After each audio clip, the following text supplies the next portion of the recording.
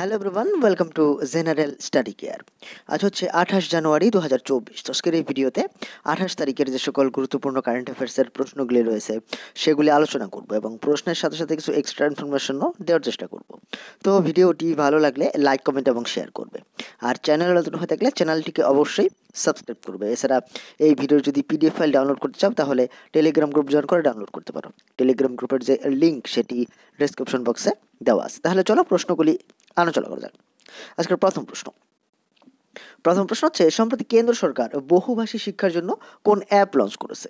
তো এখানে সঠিক উত্তর কি? Option A, অনুবাদিনী। অ্যাকচুয়ালি এই সম্প্রতি কেন্দ্র সরকার অনুবাদিনী নামক একটি অ্যাপ লঞ্চ করেছে। এই অ্যাপের মাধ্যমে কি করা হবে? এই অ্যাপের মাধ্যমে বিভিন্ন ভাষায় কিন্তু শিক্ষা গ্রহণ করা যাবে। অ্যাকচুয়ালি আমাদের যে 8 শিডিউল রয়েছে সেখানে যে ভাষাগুলি বলা হয়েছে না, বিভিন্ন ভাষা, তো এই সব ভাষাতেই কিন্তু এখানে, অর্থাৎ সেই সবগুলি ভাষা এখানে উপলব্ধ হবে এই অনুবাদিনী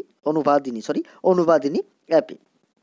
তো এটি সম্প্রতি আমাদের যে কেন্দ্র সরকার রয়েছে তাদের পক্ষ থেকে লঞ্চ করা হয়েছে। অ্যাকচুয়ালি এই যে 2020 সালের যে নতুন শিক্ষানীতি বা ন্যাশনাল এডুকেশন পলিসি রয়েছে না 2020 সালের, তো তার উপর বেস করেই কিন্তু এই অনুবাদিনী নামক অ্যাপটি লঞ্চ করেছে কেন্দ্র সরকার বহুভাষী শিক্ষার জন্য, অর্থাৎ একজন স্টুডেন্ট বা একজন শিক্ষার্থী যাতে বহু ভাষায় শিক্ষিত হতে পারে। তো সঠিক উত্তর কি? অপশন এ, অনুবাদিনী নামক অ্যাপ লঞ্চ করেছে অনুবাদিনী। পরের প্রশ্ন হচ্ছে, সম্প্রতি কে প্রধানমন্ত্রী সূর্যোদয় প্রকল্পের উদ্বোধন করেছেন? তো সঠিক উত্তর হবে অপশন বি, নরেন্দ্র মোদী। আমাদের প্রধানমন্ত্রী নরেন্দ্র মোদী এই প্রধানমন্ত্রী সূর্যোদয় প্রকল্পের উদ্বোধন করেছেন। অ্যাকচুয়ালি সম্প্রতি যে অযোধ্যায় রাম মন্দিরের উদ্বোধন করা হয়েছে, এই রাম টেম্পল সেরেমনি যে শুরু হয়েছে না, এই হলো, সেখানেই কিন্তু এই আমাদের প্রধানমন্ত্রী সূর্যোদয় প্রকল্পের উদ্বোধন করেছেন। অ্যাকচুয়ালি যে সূর্যোদয় প্রকল্প, এই প্রকল্পের মাধ্যমে দেশের প্রায় 1 কোটি ঘরে বা 1 কোটি বাড়ির ছাদে কিন্তু এই সৌরচুল্লি, অর্থাৎ এই যে সোলার প্ল্যান যে রয়েছে সেগুলি বসানো হবে, যাতে করে এই ইলেকট্রিসিটির উপর যে ডিপেন্ড সেটি কমে আসে। তো সঠিক উত্তর কি? অপশন বি, আমাদের প্রধানমন্ত্রী নরেন্দ্র মোদী এই সূর্যোদয় প্রকল্পের উদ্বোধন করেছেন। পরের প্রশ্ন হচ্ছে, সম্প্রতি 2023 সালের আইসিসি বর্ষসেরা মহিলা ওয়ানডে ক্রিকেটার কে হয়েছেন? তো সঠিক উত্তর হবে অপশন এ, চামারি আতাপাত্তু। তো শ্রীলঙ্কান ক্রিকেটার এই চামারি আতাপাত্তু হয়েছেন 2023 সালের আইসিসি সেরা মহিলা ওয়ানডে ক্রিকেটার। আচ্ছা, এই যে চামারি আতাপাত্তু তো এই 2023 সালের আইসিসি সেরা মহিলা ওয়ানডে ক্রিকেটার হয়েছেন। তো যদি প্রশ্ন আসে যে এই যেখানে যদি প্রশ্ন আসে যে এই 2023 সালের আইসিসি সেরা মহিলা ক্রিকেটার কে হয়েছেন, তো সেক্ষেত্রে সঠিক উত্তর হবে স্কাইবার ব্রড। ইংল্যান্ডের স্কাইবার ব্রন্ট হয়েছেন সেরা ক্রিকেটার। আর আইসিসি সেরা মহিলা ক্রিকেটার কে হয়েছেন, আইসিসি সেরা মহিলা টি-20 ক্রিকেটার কে হয়েছেন ওয়েস্ট ইন্ডিজের হেইলি ম্যাথুইস। আর যদি প্রশ্ন আসে যে 2023 সালের আইসিসির বর্ষসেরা মহিলা এমার্জিং ক্রিকেটার বা উদীয়মান ক্রিকেটার কেউ হয়েছেন, সেটা হবে এই যে অপশন ডিতে রয়েছে বাংলাদেশের মারুফা আক্তার। আমি আরেকবার বলে দিই, চামারি আতাপাতু হয়েছেন বর্ষসেরা মহিলা ওয়ানডে ক্রিকেটার, আর স্কাইবার ব্রড হয়েছেন আইসিসির বর্ষসেরা মহিলা ক্রিকেটার। হেইলি ম্যাথিউস ওয়েস্ট ইন্ডিজের, ইনি হয়েছেন আইসিসির বর্ষসেরা মহিলা টি-20 ক্রিকেটার। আর মারুফা আক্তার হয়েছেন কি? আইসিসির বর্ষসেরা উদীয়মান ক্রিকেটার বা এমার্জিং ক্রিকেটার। তো এটাতে গেল এই ওমেন্স, অর্থাৎ মহিলা। এই যেখানে অপশনগুলি যে রয়েছে, পুরুষ ক্রিকেটার যেরকম ICC men's cricketer of the year হয়েছেন প্যাট কামিন্স, অর্থাৎ আইসিসির বর্ষসেরা ক্রিকেটার হয়েছেন প্যাট কামিন্স। আর আইসিসির বর্ষসেরা ওয়ানডে ক্রিকেটার হয়েছেন বিরাট কোহলি। টেস্ট ক্রিকেটার হয়েছেন অস্ট্রেলিয়ার উসমান খোয়াজা। আর টি-20 ক্রিকেটার হয়েছেন ভারতের সূর্যকুমার যাদব। আর এই আইসিসির বর্ষসেরা উদীয়মান পুরুষ ক্রিকেটার হয়েছেন রাচিন রবীন্দ্রা, নিউজিল্যান্ডের। আচ্ছা, আইসিসির পুরো নাম কি? International cricket council. আইসিসি প্রতিষ্ঠা করা হয় 15 জুন 1909 সালে, সদর দপ্তর দুবাইতে।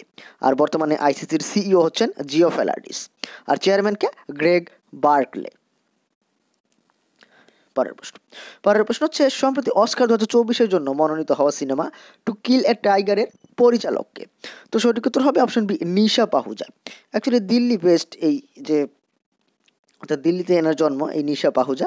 তিনি সম্প্রতি যে সিনেমাটি বানিয়েছেন টু কিল এ টাইগার, এই সিনেমাটি কিন্তু এই অস্কার 2024-এর জন্য মনোনীত হয়েছে। আচ্ছা, কোন ক্যাটাগরিতে? বেস্ট ফিচার্স ডকুমেন্টারি ক্যাটাগরিতে এই টু কিল এ টাইগার নামক সিনেমাটি মনোনীত হয়েছে 2024 অস্কারের জন্য, এবং এই সিনেমার পরিচালক হচ্ছেন নিশা পাহুজা। Option B. পরের প্রশ্ন হচ্ছে সম্প্রতি 14তম অখিল ভারতীয় পুলিশ কমান্ডো প্রতিযোগিতা কোথায় সম্পন্ন হয়েছে? তো সঠিক উত্তর অপশন এ বিশাখাপত্তনম। অন্ধ্রপ্রদেশের বিশাখাপত্তনমে সম্প্রতি 14তম অখিল ভারতীয় পুলিশ কমান্ডো প্রতিযোগিতা বা 14th all India police commando competition এটি সম্পন্ন হয়েছে।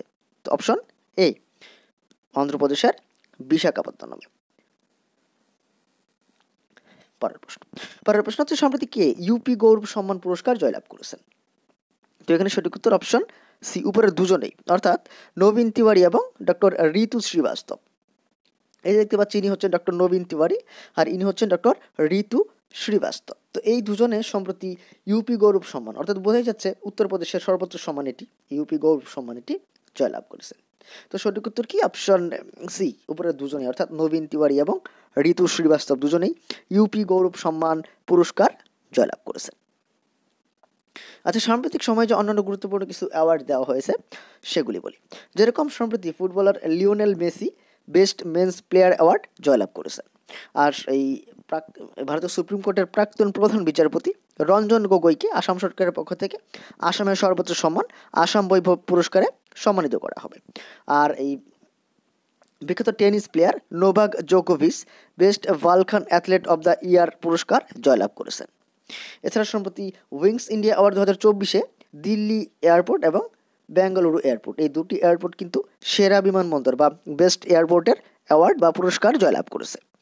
আর সম্প্রতি পান্ডেল্লা লক্ষ্মীপ্রিয়া কুচিপুড়ি নৃত্যের জন্য প্রধানমন্ত্রী রাষ্ট্রীয় বাল পুরস্কার 2024 জয়লাভ করেছেন। পরের প্রশ্ন হচ্ছে সম্প্রতি ভারত ও কোন দেশের সেনাবাহিনীর মধ্যে সাইক্লোন নামক সামরিক মহড়া শুরু হয়েছে? তো সঠিক উত্তর কি? Option B, Egypt.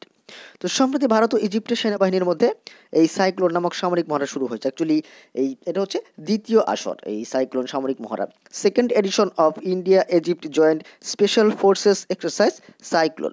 তো এটি কোথায় শুরু হয়েছে? এটি কিন্তু ইজিপ্টেই শুরু হয়েছে। ইজিপ্টের জায়গা রয়েছে আনসাস, তো সেখানে এই জানুয়ারির 22 তারিখ থেকে এটি শুরু হয়েছে এবং চলবে ফেব্রুয়ারির 1 তারিখ পর্যন্ত। তো সঠিক উত্তর কি? অপশন বি, সম্প্রতি ভারত ও ইজিপ্টের মধ্যে সাইক্লোন নামক সামরিক মহড়া শুরু হয়েছে। আচ্ছা, সাম্প্রতিক সময়ে অন্যান্য গুরুত্বপূর্ণ কিছু সামরিক মহড়া হয়েছে সেগুলি বলি। যেরকম এই ভারত ও ভিয়েতনামের মধ্যে ভিনভ্যাক্স নামক সামরিক মহড়া অনুষ্ঠিত হয়েছে। আর সম্প্রতি ভারতীয় নেভি, অর্থাৎ ভারতীয় যে নৌবাহিনী রয়েছে, তারা প্রস্থান নামক একটি মহড়া আয়োজন করেছে মুম্বাই উপকূলে। এছাড়া সম্প্রতি এক্স আথুয়া এটি হয়েছে ভারতীয় সেনাবাহিনী এবং তার সঙ্গে সঙ্গে এই থাইল্যান্ডের যে সেনাবাহিনী রয়েছে এই দুজনের মধ্যে। এছাড়া সম্প্রতি ভারত ও কিরগিজস্তানের মধ্যে খঞ্জন নামক সামরিক মহড়া শুরু হয়েছে হিমাচল প্রদেশে। পরের প্রশ্ন সম্প্রতি কে বক্সিং থেকে অবসরের ঘোষণা দিয়েছেন? তো সঠিক উত্তর কি? অপশন বি, মেরি কম। ভারতের বিখ্যাত একজন বক্সার মেরি কম সম্প্রতি এই বক্সিং থেকে অবসরের ঘোষণা দিয়েছেন। অ্যাকচুয়ালি ইনি কিন্তু 6 টাইম বক্সিং ওয়ার্ল্ড চ্যাম্পিয়ন এই মেরি কম। তিনি সম্প্রতি বক্সিং থেকে অবসরের ঘোষণা দিয়েছেন। পরের প্রশ্ন সম্প্রতি কাকে সুভাষচন্দ্র বসু আপদা প্রবন্ধন পুরস্কার 2024-এর জন্য নির্বাচন করা হয়েছে? তো এখানে সঠিক উত্তর কি? অপশন সি, শার্ট প্যারাশুট ফিল্ড হাসপাতাল। উত্তরপ্রদেশের একটি হাসপাতাল, যার নাম হচ্ছে শার্ট প্যারাশুট ফিল্ড হাসপাতাল। তো এটাকে কিন্তু সুভাষচন্দ্র বসু আপদা প্রবন্ধন পুরস্কার 2024-এর জন্য নির্বাচন করা হয়েছে। অ্যাকচুয়ালি যে এই পুরস্কারটি কিন্তু প্রত্যেক বছর সুভাষচন্দ্র বসুর যে জন্মদিন 23 জানুয়ারি তারপরে ঘোষণা করা হয়। তো সঠিক উত্তর অপশন সি, শার্ট প্যারাশুট ফিল্ড হাসপাতাল এবারের সুভাষচন্দ্র বসু আপদা প্রবন্ধন পুরস্কার 2024 জয়লাভ করেছে। পরের প্রশ্ন হচ্ছে সম্প্রতি কেন্দ্রীয় স্বরাষ্ট্রমন্ত্রী অমিত শাহ কোথায় জাতীয় ফরেন্সিক বিজ্ঞান বিশ্ববিদ্যালয়ের উদ্বোধন করেছেন?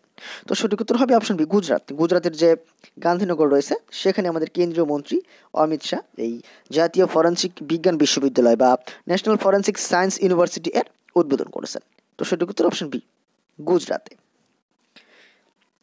এবার গতদিন তোমাদের যে প্রশ্ন করেছিলাম, প্রশ্ন ছিল সম্প্রতি ফোর্বসের প্রকাশিত গোল্ড রিজার্ভ সূচি অনুযায়ী কোন দেশ শীর্ষে রয়েছে?